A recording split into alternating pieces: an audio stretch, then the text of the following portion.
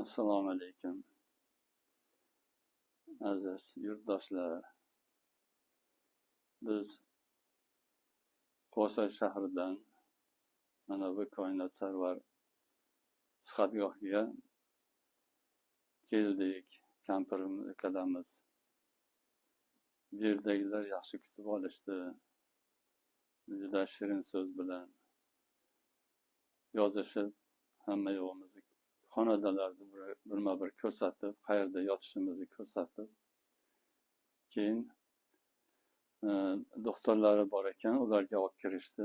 Bizni tekshirib, davleniyalarimizni, qanaqa bizga nima og'rigan joylarini aytinglar deb, oyoq qo'llari og'riydi dedik. Shularga muolaja qilib yozib berishdi. Doktorlar ham yaxshi, juda chiroyli kutib olishdi.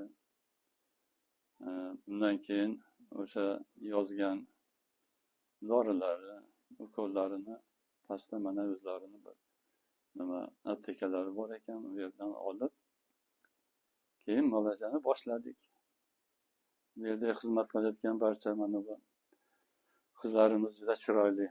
Qayerga kirsak, keldingizmi, tuzukmisiz, yaxshimisiz, nimalar qilish kerak? Mana masalan, ukol-pukol oladigan bo'lsak, darrov joylarni ko'rsatib, bilan chiroyli qilib davolashyapti.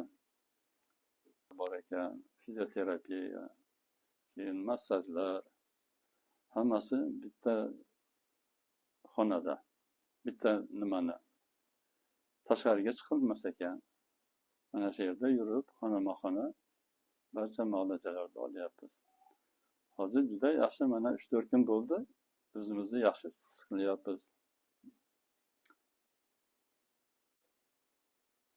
Shu yerga keldik, mana bu yerda juda ularni ishlayotgan xodimlar, mana bu shularni boshqarib yotgan mana shu sihatgohni boshlig'i, ular juda yaxshi ishlarni rejasini qilishibdi.